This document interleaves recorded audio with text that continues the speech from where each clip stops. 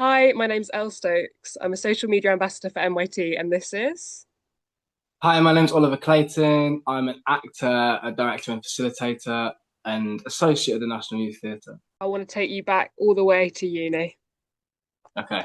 Tell me, tell me about Arts University Bournemouth, about how you got in. So I joined the Arts University Bournemouth when it was turning the course itself was turning the acting course itself was turning 10 years old. And before that, I had gone and done a foundation at East 15 Acting School. So I knew I wanted to do acting. And I wasn't I wasn't getting in anywhere else. And I thought, well, why would I wait when I might as well go? And I had a friend there as well, which also helped. I think it made it an easier yes because she was having a great time. Um, and I went down, and it was conservatoire training without a conservatoire schedule. So you weren't there 9 till 6. You were there on university hours. They had restricted contact hours. So the course leaders had to be creative in assigning work, and you had to be proactive as a student in finding your own rehearsal space or rehearsing where you could, because often the rooms were booked out by second and third years for exactly the same reason. And so you'd be working in someone's front room or maybe in a park if you were feeling really brave. And I think what it taught was I think if you really bought into it, was you just got to have get up and do stuff yourself. And I think that's an invaluable skill, particularly as actors and theatre makers, particularly for an industry that is continuing to see less touring productions, less work in regional theatres, to be able to have the capacity to get up and do your own thing and know how to put it on and what it takes, I think is invaluable. And to know that you don't need to be in a studio to make something. You can just be in your room. You don't need a lot to get up and go. So first year was really about buying in, and for me, it was also easy because I had already done a year of funding. Mm. So I called up finance and said, "Hey, if I'm looking to move, what's going to happen?" And they went, "You'd have to pay the final year everything yourself." And I went, "Well, no, I'm here." Um, and I think, yeah, but when I had that push, it made me commit.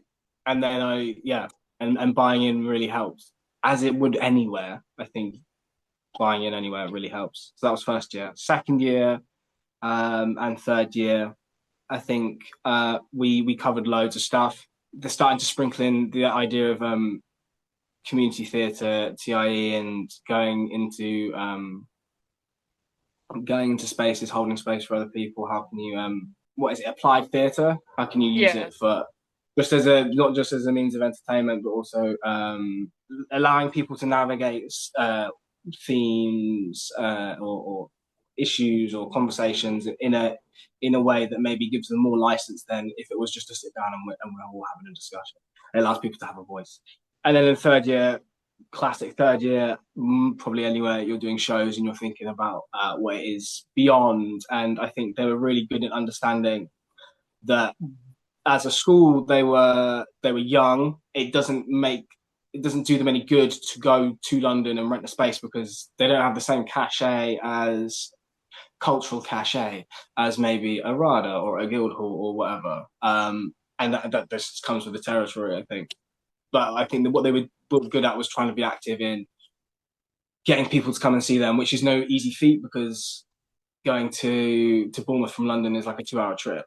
So, but then I suppose if there are people who are willing to make that journey, then those people are interested. And also, yeah, the tie with the film school as well was really useful. So again, this is something off your own back. There's something in first year where you get to start dipping into screen acting, and there's a whole term of screen and recorded performance in first year. But then being able to continue to cultivate that relationship with the film school and be in projects, the opportunity being there. I think what was really useful as well on a personal level was being around people who weren't doing acting the whole time, because you went, oh yeah, this is not the be all and end all.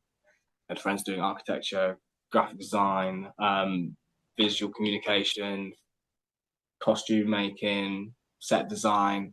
I think it's really it's invaluable to have all of those people around you because it gives you a greater worldview and it prepares you more for life after uni because you're not always going to be doing the thing that you want to be doing, and you're also not always going to be around actors.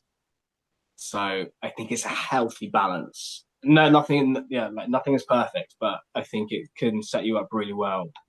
And yeah, the staff are great. I think they're doing the right things and they're trying to build the course the right way. And they're always mindful of how we can do things better, which is what you want from an institution. Like they cared, and that's the bare minimum.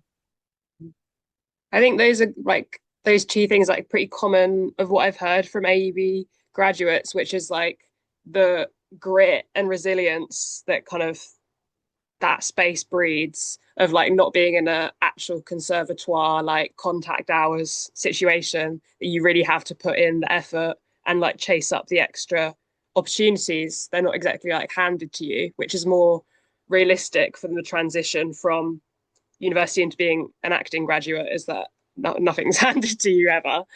And like the being surrounded by so many people and the collaboration, like the film school is one of the best in the UK. Like Edgar Wright trained there, and I remember like doing so much with like costume and makeup, and like it's not only just grounding to be around non-actors, but it's so inspiring to be around people that are sort of in other creative fields that you can collaborate with like really well. Yeah, 100%. 100%. And if anybody has their interest piqued, just because it is a young course relative to other courses, and it might not feel like as linear a pathway as saying going to one of these other drama schools. I think if you're going to be successful, successful people will be successful anywhere they go, and I think it's finding the marriage of what you might need and what you want out of a course. And if you're good and you have the drive, wherever you go, you're going to be successful. So, example, Ryan Calais Cameron and Elliot Warren both went to AUB. Now, I think to varying degrees, they would have been successful regardless of where they've gone. But because they went there, they also probably had that extra like, well, I'm gonna make sure it happens because no one's seeing me down here. I had the same thing, which is also what led me to the National Youth Theatre, uh, and wanting to give myself more of a platform because I understood that we weren't going to get a showcase, we weren't going to get this and that, and I had a very good friend who's also an associate, um, the fantastic Patrick Riley. Shout out you, Pat. All my successes are down to you if they are anywhere anything to do with National Youth Theatre because he was the guy who put me onto it in my first year. So somewhere between first and second year. That's when that's when we auditioned. The two of us went, and he was talking about the rep company, and he said, "This is what they're looking for. This is what you need to be doing. Make sure you're doing this in the workshop. This is the format." So I think that knowing how things were going to play out, and maybe what they want in a member, but it was quite easy because a lot of that was already being sort of cultivated at AEB, and I felt confident in myself of when to give and take space. And I think subconsciously as well, if you're making other people look good, then you're looking good. Not in a, I think it's always acting is about other people. It's about listening and then responding to what you're being given, as well as trying to achieve your own objective, right? So even in those spaces where you're like, I know it's an audition, but also it's about ensemble. So if I'm trying to lift up and make sure everybody feels supported in that space and I'm buying into that and committing to that, then I think that'll come across. And as long as it's also organic, because you can tell when it's false.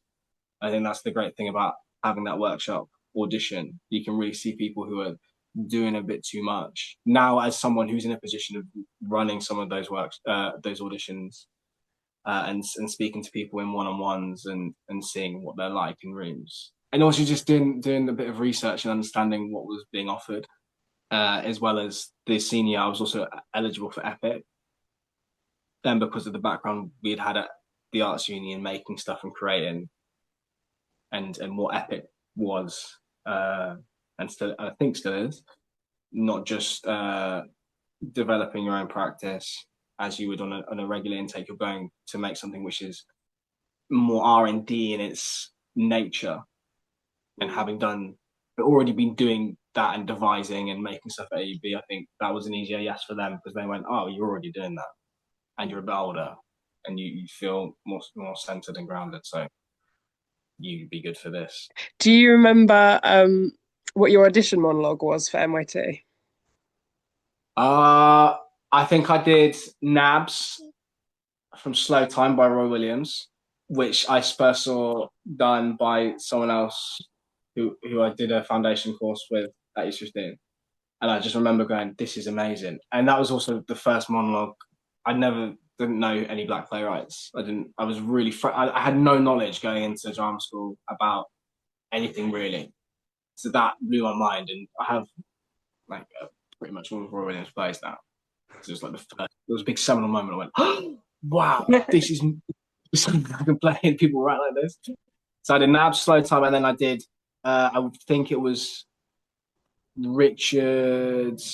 I don't know if I did two on the first round. I might be muddling auditions between rep and That's all right. intake. It's just for recommendations, really. Richard, give me another horse, bind up my wounds, have mercy, Jesus, soft delivery, that one. On the dawn of battle where he wakes up sweating in his tent, like, God Very damn. intense. Yeah, intense. But I think, but they were both a lot of fun. I just remember being like, yeah, this will be fun to do. Rather than being like, I've got a limp. I felt as if I couldn't do that. I wasn't going to come in with, I didn't know what to come in with what ailments. So I just went, I'll just be terrified. Uh, It's a good so place to start. that's what it was. That's what it was for me. Those two. So I think going from there, you've had like a pretty impressive like acting CV. You've worked with like Oh, Misty Theatre. I've written it all down somewhere, but I'm gonna lose it all. You've done like a load of stuff with Exploding Whale and like things on screen, and then sort of come back like all like throughout been doing like projects with MIT like as an actor or a facilitator. Coming out of university, coming out of MIT, going hmm. from sort of that just almost like feels like kind of back at square one, except that you've got these trainings and connections. Where did you Yeah. go from there? So I got an agent before I left AUB through the National Youth Theatre. So I was part of NYT was turning 60, and they had a new writing festival at the Finborough Theatre, and I'd auditioned for rep and got to the last 60. So it was 30 people on stage. I don't know if they still do this anymore. 30 people on stage, 30 people watching, and then you swapped around. And it was great at the Ambassadors Theatre. And that was the round I got to. And then I was put up for this play called The Fall, which was written by James Fitch and directed by a wonderful director called Matt Harrison. They were a great team. Matt is someone who impacted, who was very impactful in the way that he ran rooms. Was now, you look at someone and go, "That's exactly how I want to do it." The way he like lifted everybody up, how he was able to cultivate energy. Um, it left a lasting impression on me and how I would want to go on and eventually do the same. Yeah, so I did that. I did the Fall, and someone else had invited their friend was signed to Wearing McKenna, and then invited them down. I didn't have a clue if any agents were in, and then I got approached at the end of the show, and I've been with that agent. So he's left Wearing McKenna now. He's got his own list and agency, but I've been with him since 2016. So I came back into 2016, 2017, going into final year, having an agent, sitting down with head of acting at the time, AUB, saying what would happen, say, if the XYZ. And they were really accommodating and just very upfront about what you would come out with if you left the course at this point. And luckily, nothing overlapped. I didn't have to miss anything. And I got my first job before graduating right at the end of negotiated practice, which is a thing at the Arts University of Bournemouth, where you get to create your own piece, and it's one man, two man, three man, whatever you want. So I went away, worked in Leeds for 2 weeks, which was my first TV thing before coming back. And then I was auditioning up until graduation and leaving to London. I remember getting down to the final four of this thing called Free Reign, and then having to sprint back for graduation and just getting it. It was I got a very nice lady gave me a lift in a taxi. Otherwise, I would have missed graduation. Oh, that's nice of Um, her. yeah, we were both going to the same place, luckily. And then for me, that the fall had given me what I wanted from NYT, which was the platform for rep. If I mean, and that wasn't never part. That was never part of the plan. I was going to be going, I think, either to Brighton or Manchester, and going, yeah, I'll create my own theatre, whatever. It feels more feasible than London. But then I had the agent, so I went, okay, I might as well go to London now. And I did, yeah, I did various projects. I got an advert for Sony, which was cool because it meant I could live a bit in London, which was nice. And then did a really interesting project creating training materials for, I want to say, psychologists and counsellors who are working with young people at the Maudsley Institute in Camberwell, which was so cool, and it felt really useful to be acting, but doing it for something that was going to help people. And I did Flatmates after that, which was cool. Filmed that in Belfast, and then in between Flatmates and Play That Goes Wrong, I did some stuff with Exploding Whale. So we'd done an original piece at I want to say the Actors Centre, and then before that we'd done I Want to Say Much Ado About Nothing, where I played Don Pedro. I think that's the character. And then I got The Play That Goes Wrong right after finishing some course coordinating on NYT. So I'd done, yeah, the year before that I'd assisted and come back and coordinated. So in between I was doing bits and pieces, working front of house, gig work.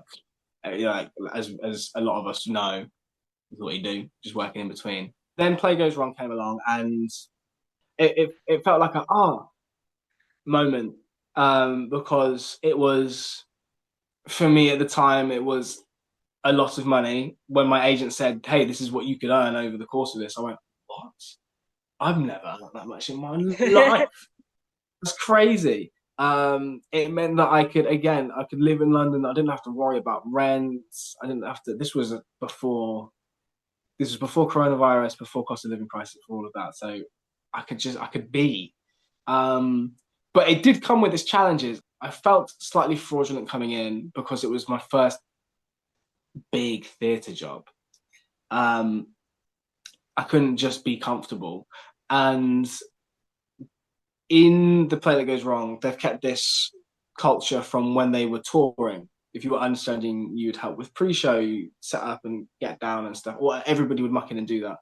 And when they moved to the West End, their understudies still do that. So while also doing multiple roles, you also learn some of the backstage tracks, and you're doing ASM, assistant stage manager stuff, sort of.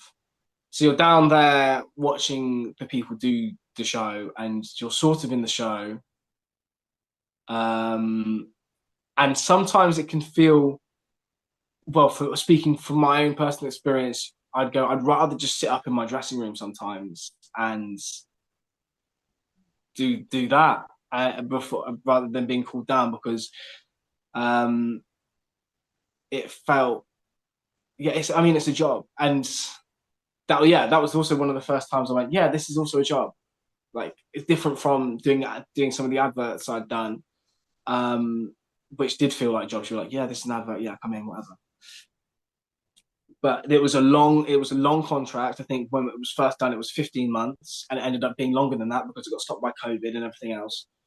Um, so two lockdowns. We had big official lockdown, and then mini lockdown in November, and everything was getting long down. We'd go away and come back, and so many stop starts. So by the time I actually finished it in April, I want to say 2022, 23. I'm not quite sure on the year. It felt like a very long time to be attached to a project, and met some amazing people. Uh, Grateful for the team. Well, yeah, I was obviously grateful to the team for keeping us on, and they were really lenient with when people needed to go, or they'd got other jobs, so people left because they were going away to go film like a Disney Plus series or Casualty or whatever. And They were very accommodating, as they should be. I think it was the first time it really felt like a job. And in that second stint, I'd just become a father, so um, juggling having a newborn at home, late nights coming in. There were times, it was sometimes it was a slog. So, but it really prepared me because we got through it and got the credit, and I had a really good time. Um, and then after that, we moved up to York. Me and my family, we moved up to York to be with my partner's parents. I don't mind being transparent about this. I think it's quite useful because we couldn't afford to be in London anymore. And so we were with her parents for a bit, and another baby was on the way, and we were having an eye on moving back to London as soon as possible, really. So we didn't really get anchored there. So you're sort of trying to juggle two things at once. But it was great because MIT was doing more stuff in Leeds. So I think the timing was fairly fortuitous. So I did uh, another two intakes there. One as a collaboration between the National Youth Theatre and Leeds as a city of culture. This was before we left the European Union. Leeds had won a bid to be the city of culture. I forget what the year was. And then they went, do you know what? We're still going to do it, even though we're not part of the EU anymore. We'll have that because we've spent so many resources towards doing that. So there was a collaboration between MIT and uh, the people organising that for a free intake course for young people aged 16 to 25, which was really cool. And all of those guys went on to become members from those courses and then uh, be part of the ensemble or named roles in Nest, which was the big site-specific piece about migration in a nature reserve in Yorkshire, which was pretty cool. I got a tour, which was And Then There Were None, directed by Lucy Bailey, which was such an amazing learning experience because I was the youngest person there, whereas before it was sort of similar ages. And I was working with people who had been in the business for 30, 40, 50 years. They are one of our more senior members. His name is David Yelland, and he was 71.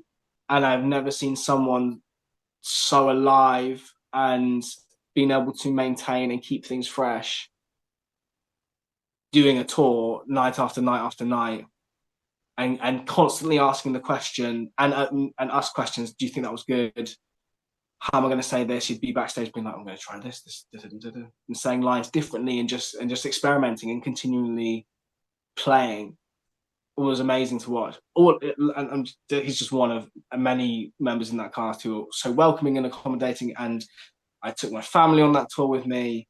And again, some of those cast members have done that as well. So they even babysat for us sometimes. And yeah, again, really good learning experience. And at times that really did feel like a job as well because you're going from place to place to place. And we were doing it with two kids under two by trains and Premier Inns because a lot of place when you go on tour, there's a thing you use called theatre digs, which is discounted rates, and people will have spaces for actors, but not a lot of places on theatre digs, if any, are accepting of families of four.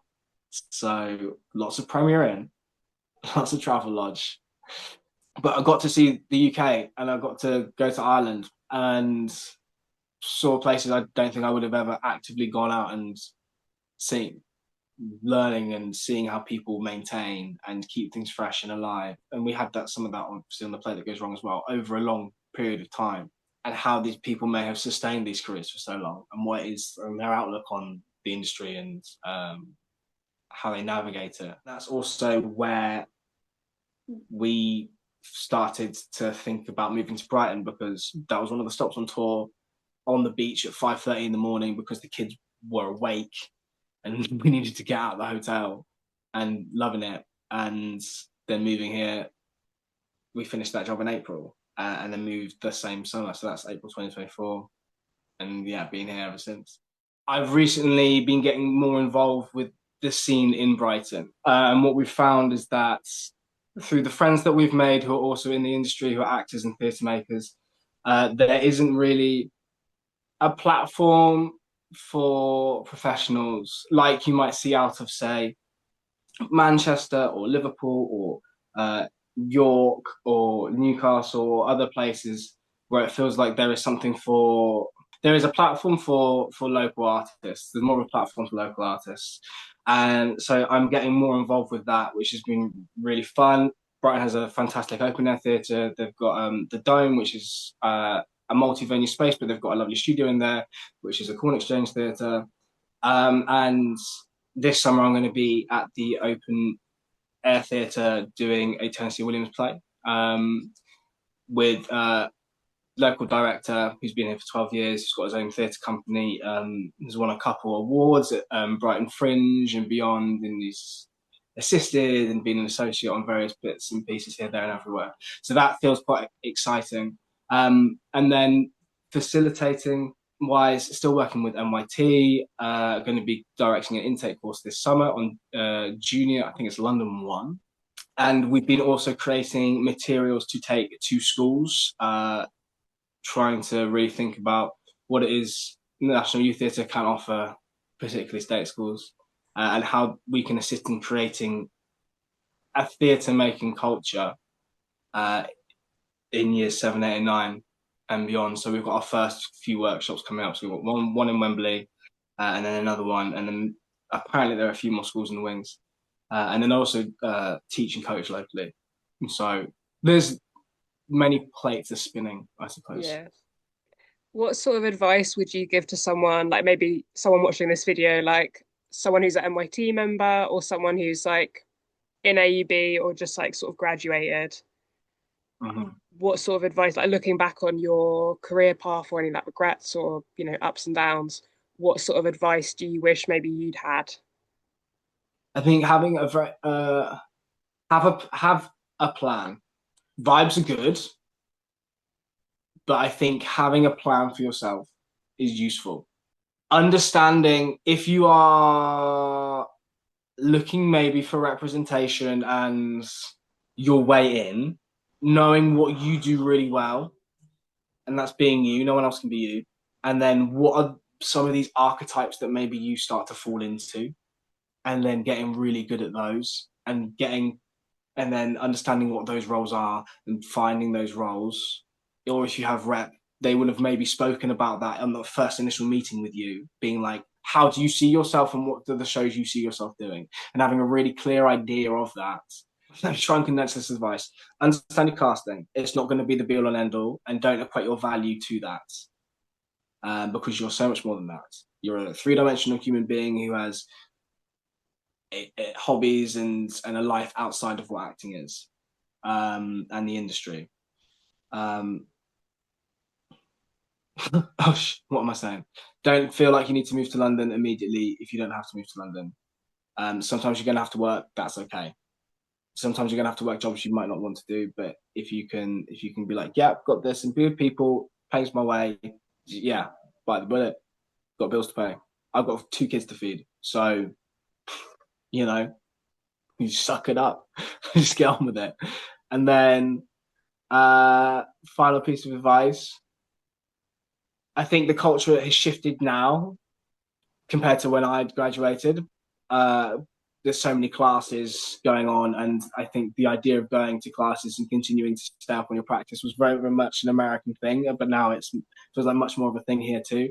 If you've managed to find your people, your peoples from training or whatever walks of life you've gone through creatively, and what your creative supportive network is, continuing to expand that in a very organic way. If you're just networking for the sake of networking, I don't think it serves you as well as going somewhere with the right intentions to learn, and then by proxy, other things come out of it. Oh yeah, and last one, what was really useful. It's like if you get an audition, if you're auditioning for the next audition, so you're not, yeah, you don't need to win the room or anything. You're going, and you're presenting your work, which in an ideal world you would have got paid to do, because sometimes it's a lot of stuff to a lot of time is taken out to make those choices and to do that work.